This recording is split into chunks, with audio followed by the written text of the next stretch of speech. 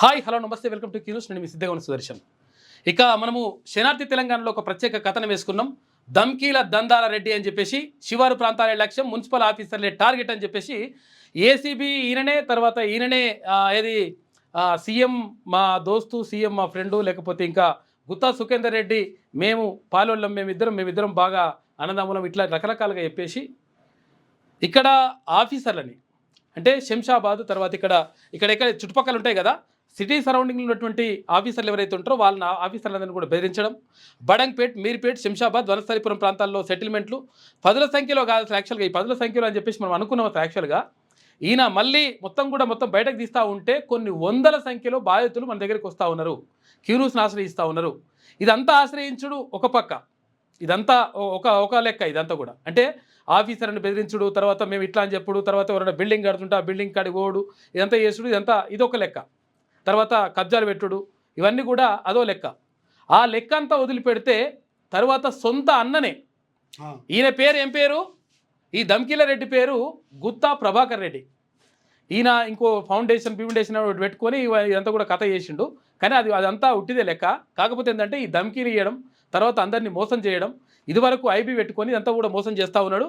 ఈయనది ఈ ఆఫీసర్ని బెదిరించుడు, తర్వాత ఈ బయట వాళ్ళని చేస్తుడు అంత పక్కకు పెడితే సొంత తోడబుట్టిన అన్ననే. రండి అన్న, తోడబుట్టిన అన్న ఉన్నాడు కదా మల్లారెడ్డి గారు, రండమ్మా. తోడబుట్టిన అన్న, తర్వాత ఈమె వదిన.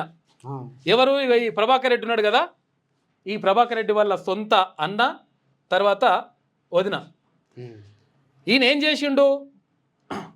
చేసిండు ఇవన్నీ చేసుకుంటూ వచ్చేసిండు. మనకు చాలా వందలాది ఫిర్యాదులు వస్తూ ఉన్నాయి. అరే మమ్మల్ని మోసం చేసిండు, మమ్మల్ని బెదిరిస్తూ ఉండు, ధమ్కీలు ఇస్తూ ఉన్నాడు. తర్వాత ఈయన ఏం చేస్తారంటే యాక్చువల్గా ఇంకా ఈ విషయం మాట్లాడుకుందాం, మనము ఆ విషయం కూడా మాట్లాడుకుందాం. అయితే ఇదంతా ఒక ఎత్తు అయితే, సొంత అన్ననే వీళ్ళ నాన్నకు 14 ఎకరాల భూమి ఉన్నది. 14 ఎకరాల భూమి ఉంటే 7 ఎకరాలు చేసుకున్నారు. ఎవరు? మల్లారెడ్డి. ఈయన పేరు గుత్తా మల్లారెడ్డి. సొంతం ఇక్కడ ప్రభాకర్ రెడ్డి వాళ్ళ అన్న అయిన. అయితే ప్రభాకర్ రెడ్డి అంటే ఎవరు? ఈ ధమ్కీల దందాల రెడ్డి, మనం పెట్టుకున్న పేరు ఈయన ఇదే. అయితే ఆయన సొంత అన్న. అయితే 7 ఎకరాలు చేస్తే ఏమైంది, ఈ 2 కోట్ల రూపాయలు అందరిని ఎవరినో ముంచిన తర్వాత 2010లో 2 కోట్ల రూపాయలు ఎవరినో ముంచిండు. పబ్లిక్ అందరినీ రకరకాలుగా వసూలు చేసి వాళ్ళందరినీ ముంచి ఏం చేసిండు, వాళ్ళందరికీ ఎగ్గొట్టాలి కదా. ఎగ్గొట్టాలంటే మరి ఏం చేయాలి, నా దగ్గర ఏం లేవని చూపించుకోవడానికి మొత్తం ఐబీ పెట్టుకున్నాడు. ఐబీ పెట్టుకొని ఈయన పేరు మీద ఉన్నటువంటి 7 ఎకరాల భూమిని వాళ్ళ చిన్నత్త, అంటే వాళ్ళ పిల్లనిచ్చిన అత్త ఎవరైతే ఉంటారో వాళ్ళ చెల్లె పేరు మీద వేసి అక్కడ పక్కకు పెట్టేసిండు. దాడి ప్రేమలత అంటే ఆమె పేరు మీద చేసిండు. చేసిన తర్వాత ఏం జరిగిందో ఒకసారి మనం కనుక్కుందాం. ఏం చేసిండంటే ఇప్పుడు వాళ్ళ అన్నని ఏం చేసిండో కనుక్కుందాం. ఏమైంది చెప్పండి అమ్మా. మాది గట్టి పెట్టుకోలేదు మేము యాక్చువల్గా. అసలు ఏంటంటే కొంచెం 7 ఎకరాలు రాసుకున్నాక మేము చెవులు వేరే వాళ్ళని చేయనిస్తలేడు, కౌలు కనేసి మేమే చేయనేసుకున్నా కొద్దీ చెడగొడతా ఉండు. కాదు, మీ 7 ఎకరాలు మీకున్నాక ఆయన 7 ఎకరాలు ఆయనకున్నాక మీది ఎందుకు చెడగొడుతుండు? అది ఎందుకు చెడగొడుతుండో అర్థమైతే. నైట్ వస్తాడు, పెట్టుబడి అంతా పెట్టినాక ఖాతాకు వచ్చినాక చెడగొడుతుండు. ఊళ్ళో విత్తనం పెట్టిన మీ పొలంలో, మా పొలంలోనే. మీకు కాయిదాలు ఉన్నాయి? అవును, మా కాయిదాలు ఉన్నాయి. ఆయన పేరు మీద ఉన్నాయి. ఆమె కమ్మిరా ఏంది?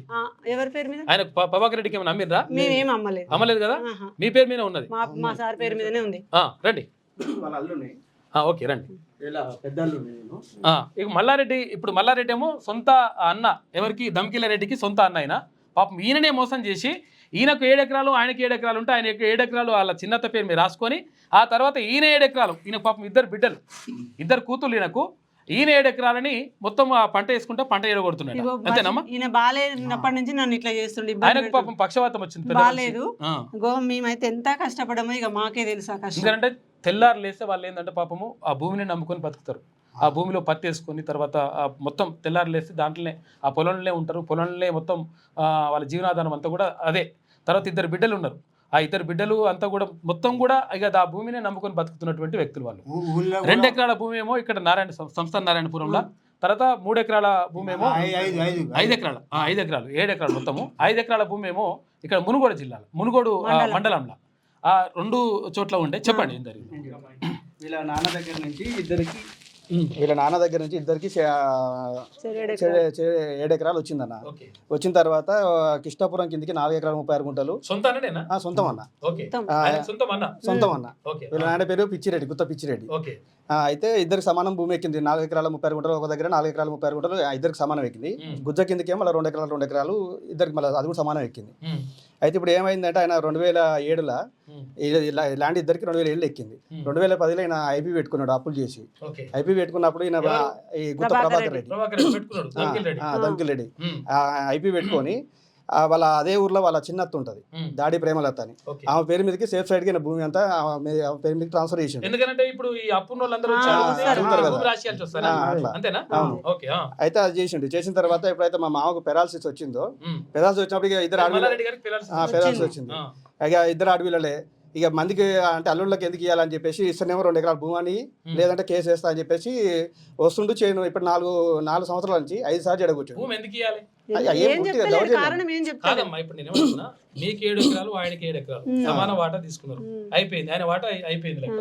మీరెందుకు ఇవ్వమంటున్నాడు? ఎందుకు మరి కారణం ఏం దౌర్జన్యం చెప్పండి. దౌర్జన్యం అంతే, మరి ఉంచుకోవాలి. అది ఏ నా మీద గెలవాలి. ఏం లేదు, ఆధారం ఏం లేదు. ఇప్పుడు ఆయన వాళ్ళ అత్త పేరు మీద చేసింది ఈ డాక్యుమెంట్, ఇదేమో మా మామ పేరు మీద డాక్యుమెంట్. వాళ్ళ ఇద్దరు కూతుర్లకు సగం చేసిండు. ఓకే ఇది క్లియరే. ఆయనకి అందులో ఎలాంటిది లేదు. ఆయన భూమి ఆయనకు పడవనే ఉంది. వాళ్ళ అత్త చేస్తలేదు, ఈయన చేస్తలేడు. ఖాళీగా పడవ వాళ్ళు పెట్టిండు. చేస్తలేరు, వీళ్ళు చేస్తలేరు. కేవలం అయిపోయింది అంటే మొత్తం మరి వాళ్ళని తప్పించుకోవడానికి ఇదంతా. అంతే. ఇప్పుడు ఆయన పడవ పెట్టేసి ఇప్పుడు మా దాంట్లో మా చేను ఇప్పటికీ ఇంటిలో చేను అయిన తర్వాత పత్తి చేను మొత్తం వస్తుంది. నైట్ వస్తుంది చెడగొట్టిపోతుండే. ఇద్దరు వాళ్ళని బాడీ గార్డులను పెట్టుకుంటూ మమ్మల్ని దొరికితే సంత కూడా మాకు ప్రాణహాని కూడా ఉంది దానితోటి. సంత అంటుండు. ఏం బిక్కుంటున్నారు నువ్వు, మీరు ఏం బిక్కుంటున్నారు, నువ్వు ఏం బిక్కలేరు. ఇప్పటికి 5 సార్లు చెడగొట్టినా ఏమో బీకిరా అంటుండు. దున్ని మీరు ఏం బిక్కిరా? వాయిస్ కటింగ్ కూడా ఉంది ఆయన పెట్టింది. వాయిస్ కటింగ్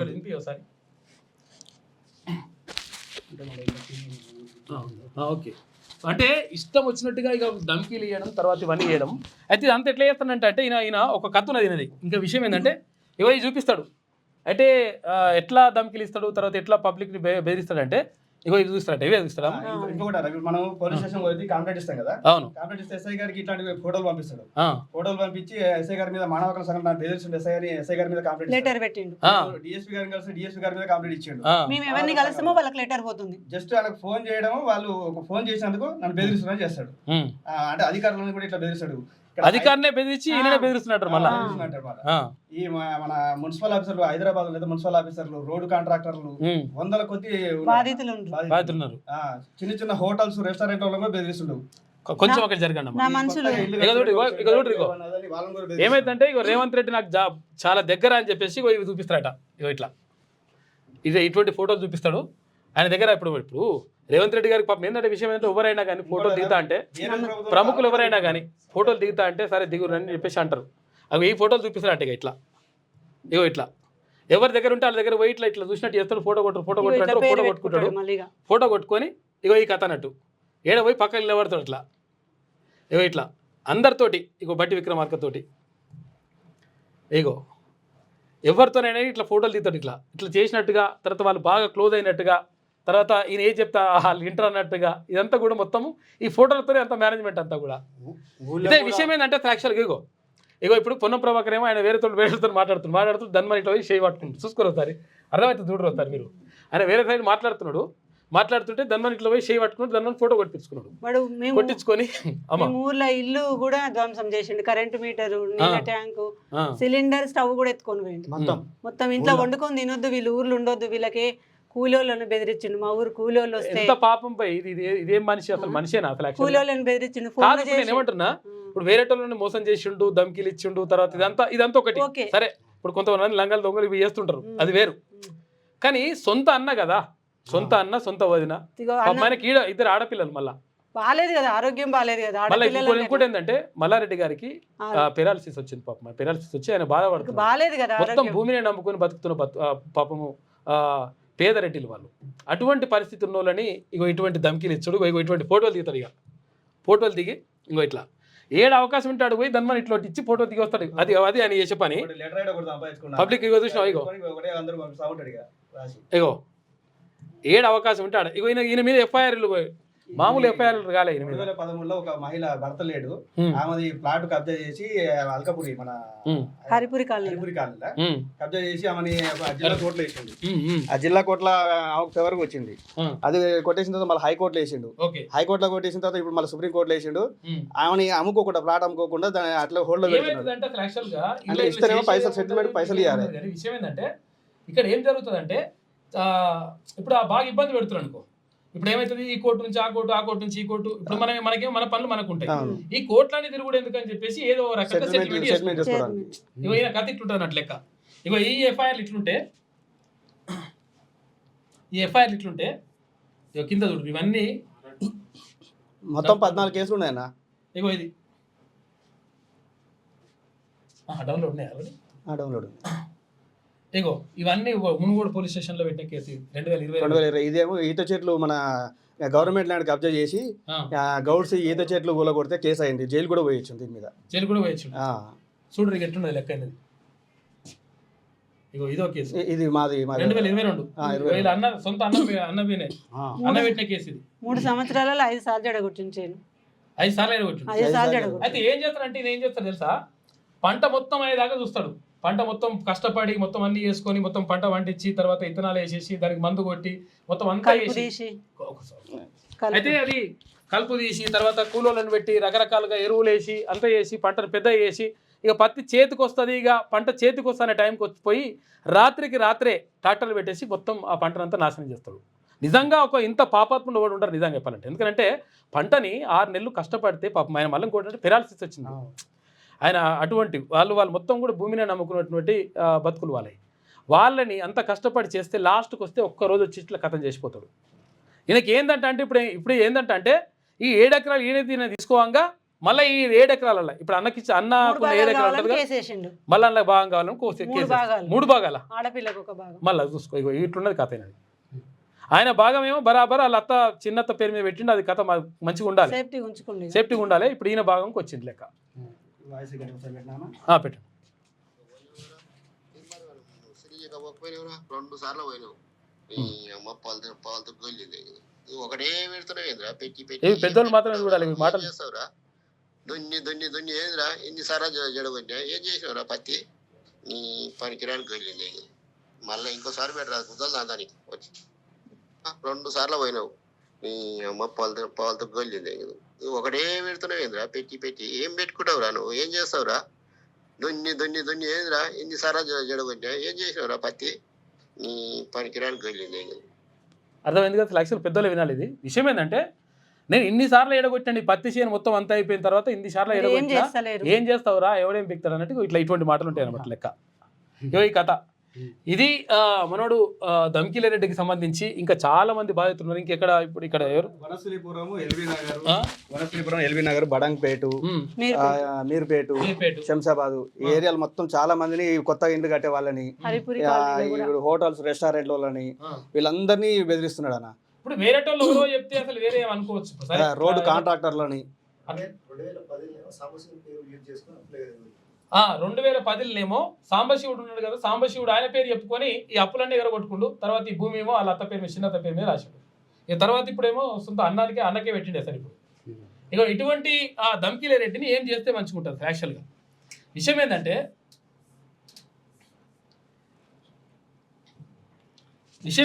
ఇదంతా కూడా ఈ కథలన్నీ పడుకుంటా ఇవన్నీ నకరాలు చేసుకుంటా లాస్ట్ రైట్ ఈయన కథ అనమాట. యాక్చువల్గా ప్రభాకర్ రెడ్డిది ఇది ఒకటే కాదు, ప్రభాకర్ రెడ్డిది ఈ ఒకటే కాదు అసలు. యాక్చువల్గా ఇంకా చాలా దందాలన్నీ కూడా ఉన్నాయి.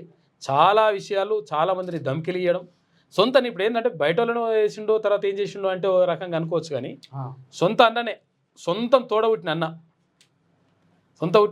అన్ననే కథం. ఇప్పుడు ఆయన భూమి మీద ఎసరు పెట్టిండు కథం. ఈయన భూమి ఈయన అమ్ముకొని పక్కకు పెట్టుకొని ఇదంతా కూడా కథలు పడతా ఉన్నాడు ఆల్రెడీ. అంటే అసలు యాక్చువల్గా ఈయన ఏమంటుండంటే మా గుత్తా సుఖేందర్ రెడ్డి మా పాలెళ్ళు అని చెప్పేసిండు. అంటే తిన్నోడు మళ్ళీ గుత్తా సుఖేందర్ రెడ్డికి ఫోన్ చేసిండు ఎమ్మెల్సీ. ఫోన్ చేస్తే అరే ఆయన వాళ్ళు నాకేం తెలుస్తాను అట్లేం లేదు, ఇవన్నీ లంగదందాలు చేస్తున్నట్టు నాకు కూడా తెలిసింది, ఆయన అంటే 100% చర్యలు తీసుకోవాలని చెప్పేసి గుత్తా సుఖేందర్ రెడ్డి గారు. తర్వాత ఇప్పుడు డిఎస్పీ గారికి ఇందాక ఫోన్ చేసిండు తిరుమల మల్లన్న. ఫోన్ చేస్తే 100% ఇటువంటి వాళ్ళు ఎట్టి పరిస్థితుల్లో ఉపేక్షించడానికి లేదు. మాకే ఇప్పటికి వందలాదిగా ఫిర్యాదులు వచ్చినాయని అని చెప్పేసి ఇందాక డిఎస్పీ గారు నల్గొండకి సంబంధించినటువంటి శివరాం రెడ్డి గారు ఆయన కూడా మాట్లాడి ఆయన కూడా చెప్పేసిండు 100% ఇటువంటి వాళ్ళు ఉంటే చీడపురుగులు, అంటే మామూలుగా ఉండే చీడపురుగులు వేరు, ఇంకా వీళ్ళు చాలా డేంజర్.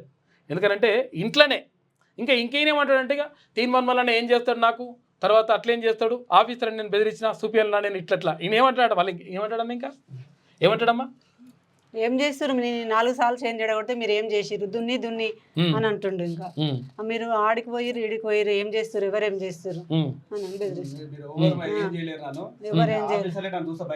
భయపడతారు. అది ఆఫీసర్ మనం ఏ ఆఫీసర్ కలిసి ఆఫీసర్ మీద కంప్లైంట్స్ ఒక లెటర్ మేము ఎక్కడికి అయితే ఫస్ట్ పోయి కలుస్తాము. కంప్లైంట్ ఇస్తాడు, అది నిజమా కాదా తెలుసుకోవడానికి ఆఫీసర్లు వాళ్ళ మీద ఎంక్వైరీ పెడతారు. వాళ్ళకి ఇబ్బంది అవుతుంది, ఇప్పుడు అధికారులకు చాలా ఇబ్బంది అవుతుంది. వాళ్ళు అధికారులు న్యాయం చేస్తారు కదా, ఆ న్యాయం చేస్తున్నప్పుడు ఇది అన్యాయంగా పోయి ఒక కంప్లైంట్ ఇస్తే అది పై అధికారులు కూడా వీళ్ళ మీద ఎంక్వైరీ పెట్టి వాళ్ళ మీద ఏదో తప్పుడు ప్రచారం చేసినట్టు అవుతుంది. వాళ్ళు కొంచెం వెనక కడిగేస్తారు. చూసారు కదా, ఇక ఇదన్నమాట. నా వెనక రేవంత్ రెడ్డి ఉన్నాడు, నా వెనక ఆ మంత్రుడు ఈ మంత్రుడు అని చెప్పేసి ఫోటోలు దిగండి, ఎమ్మెల్యే అందరితో ఫోటోలు తీస్తాడు. పోగానే ఫోటోలు తీస్తాడు, కథం పెడతాడు. ఇక ఎవరుంటే ఆఫీసర్ అందరికి ఫోటోలు పంపిస్తాడు, ఎవరు ఏమైనా మాట్లాడితే వాళ్ళకి ఫోటోలు పంపిస్తాడు. ఇక ఈ కథ బాడీగార్డులు కూడా ఉన్నారు, బాడీగార్డులు రెండు కార్లు వేసుకొని తిరుగుతాడు. ఇక ఎమ్మెల్యే కంటే ఎక్కువ కాదు, పేద అయినట్టు అన్నను కూడా మరి అట్లా చేసినోడు చేసుకొని ఎవరినన్నా ఎంట పెట్టుకొని మా జోలికి ఎందుకు రావాలి వాడు. చూసినావా, సొంత అన్ననే మోసం చేసినట్టు దమ్కిల రెడ్డి. ఈ దమ్కిల రెడ్డి కథ 100% చూడాల్సిందే అని చెప్పేసి చాలా మంది పబ్లిక్, చాలా మంది కొన్ని వందలాది ఫోన్లు వస్తా ఉన్నాయి ఈ దమ్కిల రెడ్డికి సంబంధించి. 100% ఊర్లో వస్తలేడా, ఊర్లో మొక్కం లేదు.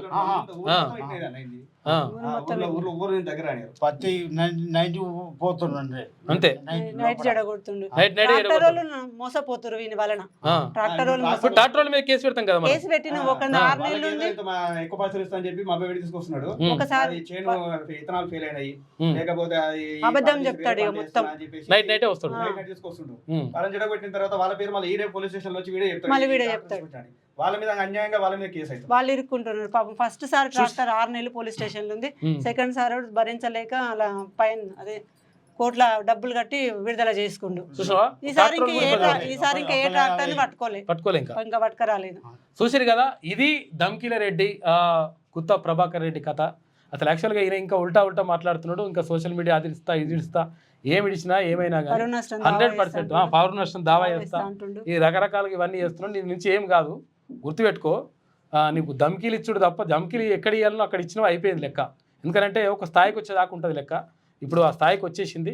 100% పాపాలు వండినప్పుడు అవన్నీ కూడా, అంటే ఆయన పేరు ఉంటుంది కదా, కృష్ణుడు తిడతాడు కదా, ఆ తిట్టిన ఆయనకు 100 తప్పుల దాకా క్షమించేస్తాడు. 100 తప్పులు అయిపోయిన తర్వాత ఆటోమేటిక్గా అయిపోతుంది. శిశుపాలుని వధ జరుగుతుంది.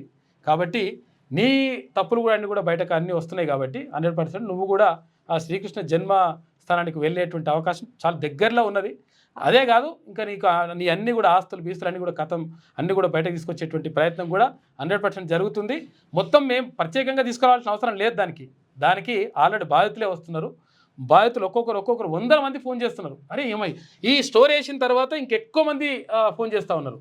అరే ఏంది ఇట్లా అని చెప్పేసి చూస్తే సొంత అన్నను కూడా మోసం చేసినటువంటి దుర్మార్గుడు ఈ ప్రభాకర్ రెడ్డి. ఇది అసలు ఆయన కథ, అసలు కథ.